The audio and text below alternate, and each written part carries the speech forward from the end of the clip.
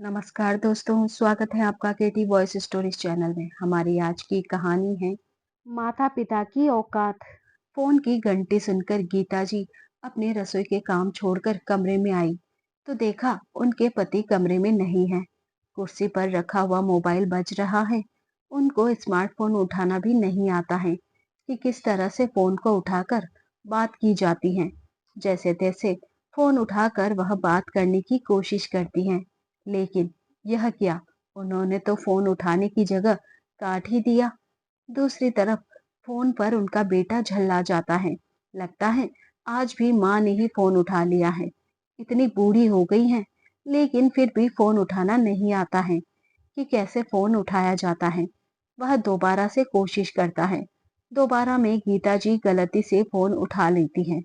दूसरी तरफ से बेटा चिल्लाता हुआ कहता है, क्या माँ, अगर फोन उठाना नहीं आता है तो क्यों उठाती हो? पहली बार में तो कभी आप ढंग से फोन उठा ही नहीं पाई हो। जब भी फोन करो काट ही देती हो। कितनी बार मैंने आपसे कहा है कि आप पापा से फोन चलाना सीख लो, कम से कम उठाना तो सीख लो। वह भी नहीं सीख पाती हो। पता नहीं घर पर क्या करती रहती हो। बेटा, फोन गलती से कट गया था। इतना गुस्सा क्यों हो रहे हो? मुझे तो इतने बड़े फोन में कुछ समझ में भी नहीं आता है कि कहाँ से उठाना है इसको। तो छूते ही कुछ ना कुछ हो ही जाता है। इससे अच्छा तो मेरा डब्बा वाला फोन है, बटन दबाने पर ही उठता है। ओहो माँ, तुम फिर वही पुरानी बातों को लेकर बैठ गई। अच्छा सुनो, मैंने इसीलिए फोन किया था कि मेरे ससुराल में मेरे साले की शादी है। अब मेरे ससुराल और मेरा घर एक ही शहर में है। अगले हफ्ते हम सब घर आ रहे हैं। हाँ बेटा, तुम्हारे ससुराल का कार्ड तो घर पर भी आया है। चलो अच्छा है, इतने दिनों से घर भी नहीं आए। शादी की वजह से घर भी आना हो जाएगा। घर पर कितने दिन रुकोगे बेटा? अभी आने तो दो माँ, आया हूँ नहीं और रुकने के लिए पूछने लगी। पहले जिस काम के लिए आ रहा हूँ वह तो कर लूं, फिर जो समय रहेगा वह देख लूंगा। पता नहीं कितने सवाल करती हो तुम भी। इतना कहकर प्रवेश फोन को काट देता है। अब गीता जी भी क्या करे। माँ का दिल तो माँ का दिल ही होता है। जब भी बेटे से बात करेंगी तो आने के बारे में जरूर पूछेंगी, चाहे बेटा हर बार गुस्सा ही क्यों ना करे। फोन को रखकर गीता जी फिर से रसोई में जाकर अपने बचे हुए कामों को निपटाने लगी। तब तक गीता जी के पति देवेंद्र बाबू घर आ गए। गीता जी अपने पति से कहती हैं, अगले हफ्ते बेटा बहू घर आ रहे हैं। उन्हें अपने ससुराल में शादी में जाना है। अच्छा हाँ, सही याद दिलाया तुमने गीता। उनके ससुराल से कार्ड भी तो आया है। और पता है, बहू के पिताजी का फोन भी आया था मेरे पास। कह रहे थे कि आपको और समधन जी को भी आना है। मैंने तो उन्हें कितना मना किया था कि शादी में बहू बेटा आ रहे हैं और मैं आ जाऊंगा। समधन को लाने की क्या जरूरत है? और वैसे भी बेटे की ससुराल में आने की क्या जरूरत है? तो कह रहे थे कि आप भी ना कौन से जमाने में रह रहे हैं। अब आज के जमाने में तो सब एक दूसरे के घर आने जाने लगे हैं और आप हमारे खास रिश्तेदार हैं। हमारी बेटी के सास ससुर हैं, एक ही शहर में हैं। तो क्या आप हमारे इधर शादी में नहीं आएंगे? अगर आप दोनों लोग शादी में नहीं आएंगे तो हम बुरा मान जाएंगे। अब बताओ, समधी जी ने तो हमें धर्म संकट में डाल दिया है। अब जब बहू बेटे से हम इस बारे में बात करेंगे तो पता नहीं वह क्या कहेंगे। तुम्हारा वह अपने घर पर जाना पसंद करेंगे भी या नहीं? हाँ, यह बात तो है। एक बार बेटे बहू को आ जाने दो। उनसे पूछकर ही हम तय करेंगे कि मुझे जाना है या नहीं। हफ्ते भर बाद बहू बेटे पहले घर पर ही आए। सभी लोगों का चाय नाश्ता और खाना पीना हो जाने के बाद गीता जी अपने जाने की बात उन लोगों से करती हैं। तो बेटा भड़कता हुआ कहता है, क्या माँ, पहले तो मैंने आपको कभी भी अपने बेटे बेटियों के ससुराल जाते हुए नहीं देखा। आप तो कभी ऋचा दीदी के ससुराल भी नहीं गई हो। फिर आप मेरे ससुराल में कैसे जाएंगी? मेरे ससुराल की शादी है, मैं अटेंड कर आऊंगा। आपके जाने की जरूरत नहीं है। प्रवेश अपनी माँ को अपने ससुराल की शादी में नहीं ले जाना चाहता था। उसको लगता था कि उसकी माँ बहुत ही पुराने जमाने की है। उसके ससुराल में तो सभी बहुत ही मॉडर्न हैं, लेकिन उसकी माँ आज भी साड़ी पहनती है। उसके ससुराल का और उसकी माँ का कोई भी तालमेल नहीं है। माँ के जाने से कहीं उसकी इज्जत ना घट जाए, इसीलिए वह अपनी माँ को ले जाने से साफ साफ मना कर देता है। बहू का भी मन नहीं है कि उसकी सास उसके मायके में आए और सभी लोग देखेंगे तो क्या सोचेंगे कि निधि की सास कितने पुराने जमाने की है। ना तो ढंग से पहनने का सहूल है, ना ही बात करने का। मेरी तो सारे रिश्तेदारों के सामने, मेरी बुआ मौसियों के सामने नाक कट जाएगी। निधि कहती हैं, माँ जी, आपको आने की जरूरत नहीं है, हम लोग जा रहे हैं और पापा जी आ जाएंगे, आप घर पर ही रुकिए। गीता जी को अपने बहू बेटे की बात थोड़ी बुरी लगती है, क्योंकि उन्होंने तो सिर्फ अपने बहू बेटों की राय जाननी चाहिए थी। लेकिन बहू बेटे ने तो इतनी बुरी तरह से अपनी माँ को ले जाने से मना कर दिया कि उनका मन दुखी हो गया और उन्होंने सोच लिया कि अब वह शादी में नहीं जाएंगी। दूसरे दिन बहू बेटे अपने ससुराल के लिए निकल गए। 2 दिन बाद शादी थी। शादी वाले दिन सभी लोग आ गए, लेकिन गीता जी शादी में नहीं आई। शाम के समय देवेंद्र जी शादी में जाने के लिए तैयार हो शादी में चले जाते हैं। शादी में देवेंद्र जी को अकेला देख करके निधि के मम्मी पापा पूछते हैं, आप समधन जी को लेकर नहीं आए हैं? आपसे कितना कहा था कि आप लेकर आइए। अरे समधी जी, अब यह पुराना जमाना नहीं है, आज का नया जमाना है। आज के जमाने में तो सब एक दूसरे के पास और एक दूसरे के घर आते जाते हैं। तो फिर आप समधन जी को लेकर क्यों नहीं आए? और फिर हम तो एक ही शहर में रहते हैं, तब भी आप इतना सोच रहे थे। देवेंद्र जी कुछ नहीं कह पाए। तभी निधि की माँ अपने बड़े बेटे को पास में बुलाकर कहती हैं, तुम अपनी मोटरसाइकिल निकालकर समधन जी को लेकर के आओ, मैं अभी उनको फोन करती हूँ, तब तक वह तैयार हो जाएंगी। गीता जी को बहू बेटे ने मना कर दिया था, इसलिए जाने का मन नहीं था।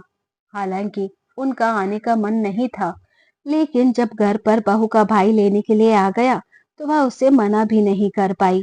शादी में अपनी माँ को देख करके प्रवेश और निधि गुस्से से आग बबूला हो गए। गीता जी के पास आकर बोले, तुमसे कितना मना किया था इधर आने के लिए, फिर भी तुम आ गई। शक्ल देखी है अपनी, एकदम गंवारों वाली लग रही हो। और यह कैसी साड़ी पहन कर आई हो? अब चुपचाप से एक कोने में कुर्सी पर बैठी रहो, सबसे मिलने जुलने की जरूरत नहीं है। मुझे तो सबसे मिलवाने में भी शर्म आ रही है कि तुम मेरी सास हो, कुछ ढंग के कपड़े पहनकर नहीं आ सकती थी। एक कुर्सी उठाकर निधि पर्दे के पीछे, जहां पर हलवाई लोग काम कर रहे हैं, उधर डाल देती हैं और कहती हैं, आप चुपचाप से इधर ही बैठ जाइए, इस साइड आने की जरूरत नहीं है। थोड़ी देर में आपके लिए एक थाली खाने की भिजवा दूंगी, खाकर चुपचाप से पापा जी के साथ घर निकल जाना। इधर आकर मेरी नाक कटवा दी है। अगर मुझे पता होता कि तुम इधर आने वाली हो तो तुम्हें अपनी कोई एक ढंग की साड़ी दे देती, जिससे तुम ढंग की साड़ी तो पहन कर आती। पूरी देहाती बनकर आ गई हो। देखा नहीं तुमने, मेरे मायके के सारे लोग कितने पढ़े लिखे और मॉडर्न हैं। उनके सामने तो तुम ऐसे लग रही हो जैसे खाने में पूरियां बेलने वाली आई हो। अपनी बहू की बातों को सुनकर के गीता जी की आंखों में आंसू आ गए। क्या सच में मैं एक पूरी बेलने वाली लगती हूँ? अपनी बहू की चली कटी सुनकर के गीता जी कोने में कुर्सी पर बैठ गई। ना उन्होंने कुछ खाया ना कुछ पिया। बेटी की तरफ देखा तो बेटा भी गुस्से से आंखें तरेर रहा था। बेटे से कुछ बात करने की उनकी हिम्मत ही नहीं हुई।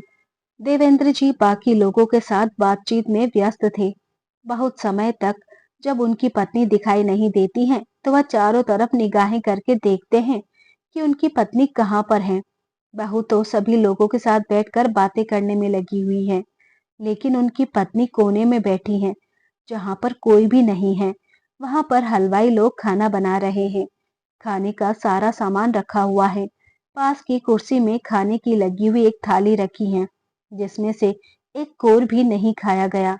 देवेंद्र जी अपनी पत्नी के पास आए और कहा, गीता, तुम इधर क्यों बैठी हो?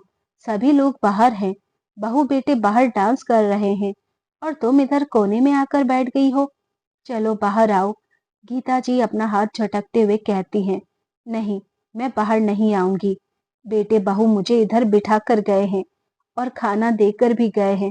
कहा है कि जल्दी से खाना खाकर पापा के साथ चुपचाप से घर निकल जाओ, किसी से भी मिलने की जरूरत नहीं है। बहू बेटे ने कहा है कि मैं एकदम से गांव की गवार हूँ और उनके मायके वालों के स्टैंडर्ड की नहीं हूँ। मुझे खाना नहीं खाना। अगर आपने खा लिया हो तो आप मुझे घर ले चलो। अब मुझे इधर एक पल भी नहीं रुकना है। देवेंद्र जी जब अपने बहू बेटे की बातों को सुनते हैं, उन्हें बहुत गुस्सा आता है, लेकिन उस समय माहौल की नजाकत को समझते हुए वह अपने बहू बेटे से कुछ नहीं कहते। अपने बहू बेटे की खुशियों में रंग में भंग नहीं डालना चाहते थे, लेकिन उन्हें गुस्सा तो बहुत आ रहा था। वह अपनी पत्नी को लेकर चुपचाप से घर के लिए निकल गए। शादी करने के बाद बहू बेटे जब घर आए तो घर का माहौल बहुत ही शांत था। कोई आपस में किसी से बात ही नहीं कर रहा है। गीता जी का अपने बहू बेटे से बात करने का दिल ही नहीं है। उन्हें लग रहा था बेटे ने शादी में इतना कुछ सुनाया है, शायद बाद में आकर मुझसे माफी मांगेगा। हो सकता है उसने उस समय पर जो कुछ कहा उसके लिए उसे पछतावा हो रहा हो, लेकिन बेटे ने तो घर आकर ऐसा कुछ भी नहीं किया। देवेंद्र जी अपने बहू बेटे से कुछ कहने के लिए जाते हैं तो गीता जी मना कर देती हैं। जाने दो, बेटे बहू कुछ दिनों के लिए आए हैं तो क्या घर में कलह करना? शांति से आए हैं, शांति से जाने दो, मुझे कुछ नहीं कहना। जब बेटे बहू ने मुझसे इतना कुछ कहा, उसका उन्हें रत्ती मात्र भी पछतावा नहीं है, तो आपके कहने से उन्हें क्या फर्क पड़ेगा? देवेंद्र जी अपनी पत्नी गीता से कहते हैं कि एक बेटे को अपनी माँ गंवार कैसे लगने लगती है। मुझे तो यह समझ नहीं आता है।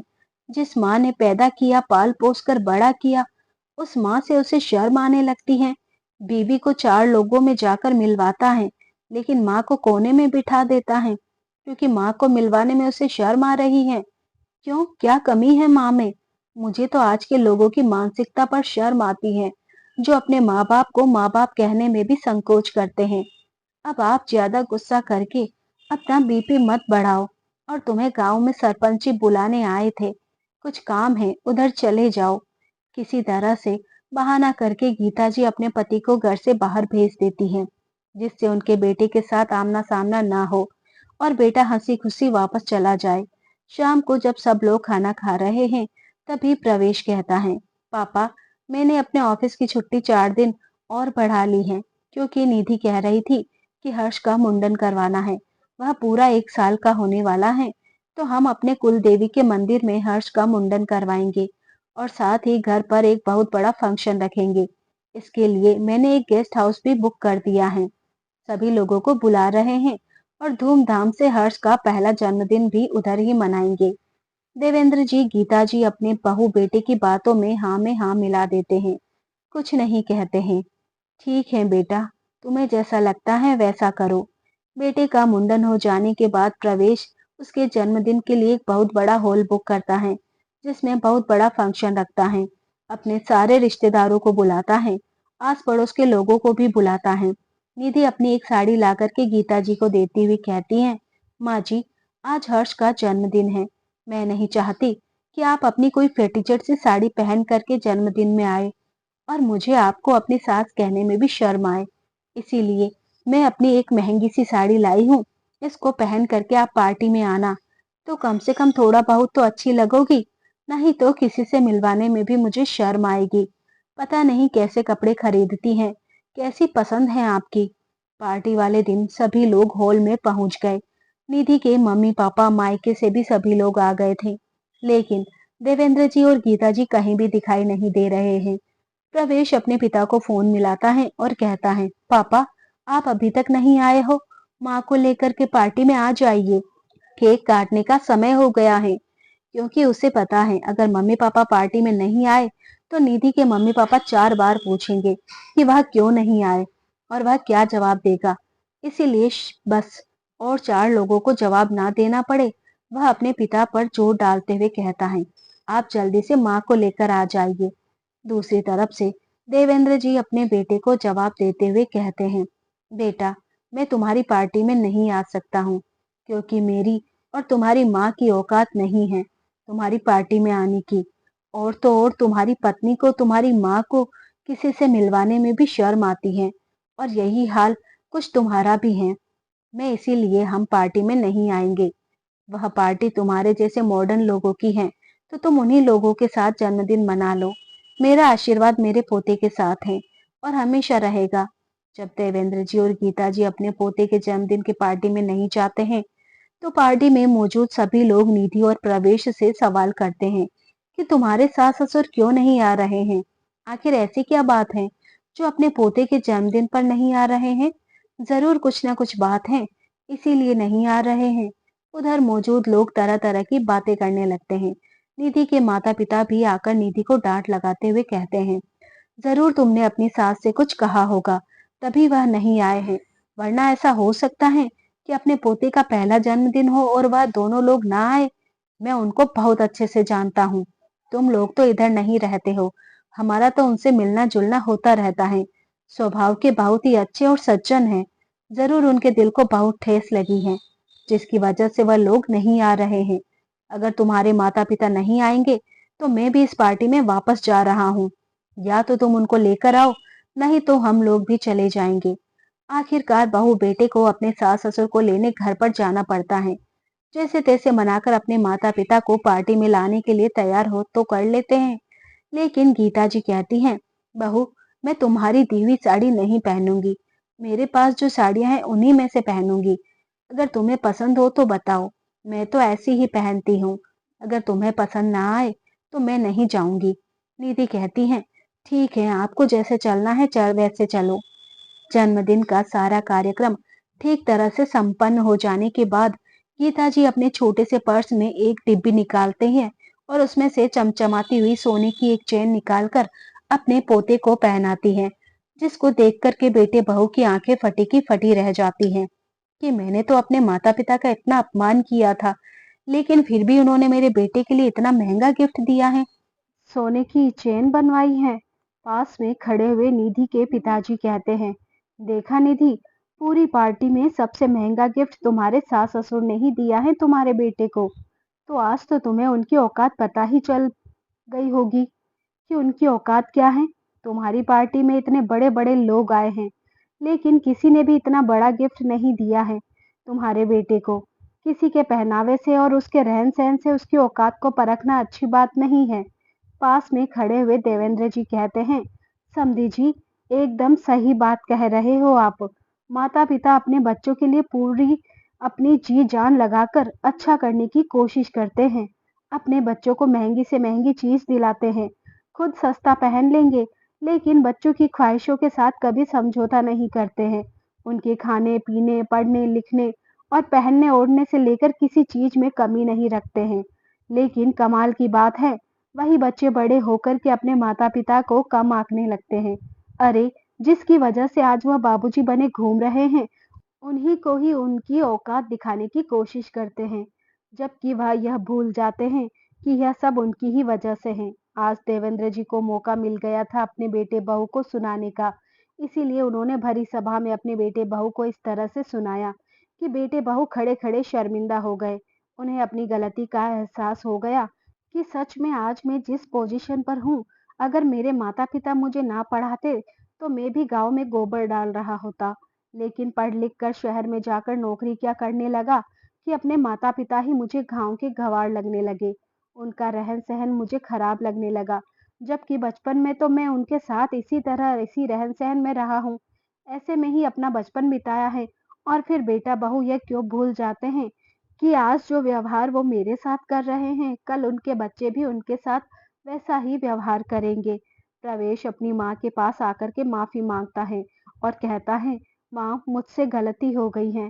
मैं शहर की चकाचौंध और नौकरी पैसे में यह सब कुछ भूल ही गया था कि माँ का महत्व सबसे ज्यादा है। मैं उस माँ को गंवार कह रहा हूँ जिसने मुझे पाल पोस कर इतना बड़ा किया था। उस पिता को 4 लोगों से मुझे मिलाने में शर्म आती है। जिसने मुझे पढ़ाई के लिए एक-एक पैसा कैसे दिया है, मैं यह भूल ही गया था। मुझे माफ़ कर दो माँ, पापा, आप भी मुझे माफ़ कर दो। मुझे समझ में आ गया है। निधि भी अपने सास-ससुर से माफ़ी माँगती है। आज उसे अपनी सास को सास कहने में शर्म नहीं आ रही है, क्योंकि उसे पता चल गया है कि माँ-बाप तो वह होते हैं, जो हर दुख तकलीफ में अपने बच्चों का साथ देते हैं। खुद फटा पुराना पहन लेंगे, लेकिन अपने बच्चों को हमेशा अच्छा करने की कोशिश करते हैं। तो दोस्तों, आपको यह कहानी कैसी लगी? अगर पसंद आई हो तो कमेंट करके ज़रूर बताएं। वीडियो को लाइक और शेयर करना ना भूलें।